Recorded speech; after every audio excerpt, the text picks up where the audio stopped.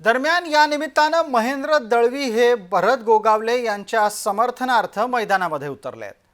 महेंद्र दळवी यांनी पलटवार करत सुनील तटकरे सुद्धा अघोरी कृत्य करतात असा दावा केलाय आणि त्यासाठी काही फोटो सार्वजनिक केले आहेत।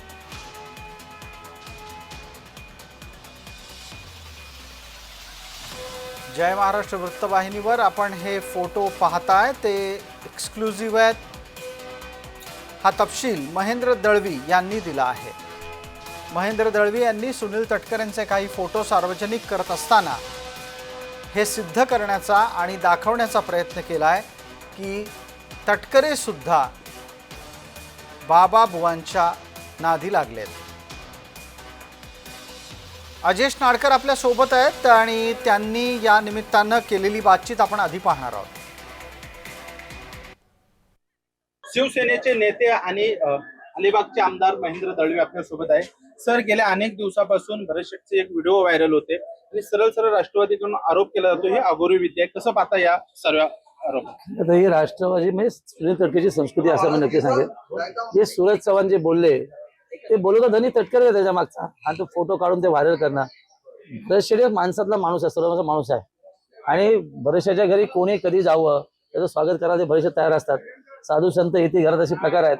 आम्ही हिंदुत्व मानणं जाणारी मंडळी आहोत, त्याच्यामुळे कोणी आमच्या स्वागत निश्चित करतो त्यातला तो प्रकार आहे। त्याच्यामुळे आगोरी विगोरी असलं काय ना, आम्ही देव मानणारी माणसं आहोत। खरं तर तटकरे हे आगोरी विद्यातले एक माहीर आहेत, बैजू महाराजांचे ते शिष्य आहेत आणि त्यांनी अनेक प्रकार असे केलेले आपण उघड पहिले जिल्ह्याने। नवीन काय आता त्यांच्या अंगात आलेलं काम आहे ते आणि ते दुसऱ्यावरती खापर फोडतात, त्यातलाच हा तो प्रकार आहे, त्याचा आम्ही निषेध नक्की व्यक्त करतो। सूरज चव्हाण असं म्हणतात की ही जी तक्रार आहे ते आम्ही शिंदेकडे करू, त्याच्याकडे कसं पाहता तुम्ही? बरं, खरं तर सूरज चव्हाण कोण आहेत, काय त्यांची लायकी आहे, त्याचा बोलत तटकरे तटकरेंनी 1 to 1 ला आमच्यावर यावं ना अशा याच्या बाबतीमध्ये। भरतशेठच्या वतीने मी नेतृत्व करतो, कुठल्याही चॅनलला माझं जाहीर आव्हान आहे की अशा सगळ्या गोष्टीवरती डिबेट करण्यासाठी मी तयार आहे। आमचे महेंद्र थोडं तयार आहेत, त्यात नवीन काय?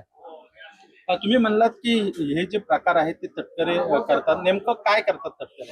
बघा, बैजू महाराजांपासून कित्येक व्हायरल कॅसेट आहेत, आपण बघितल्या व्हिडिओ आहेत तिथे बैजू महाराजांकडनं आगोरी विद्या करून घेत आलेला बैजू महाराज नाही आहे, पण त्यांच्यापासून तो प्रवास त्यांनी सुरू केला। त्याच्यामुळे जिल्ह्याला ज्ञात आहे, महाराष्ट्रात ज्ञात आहे।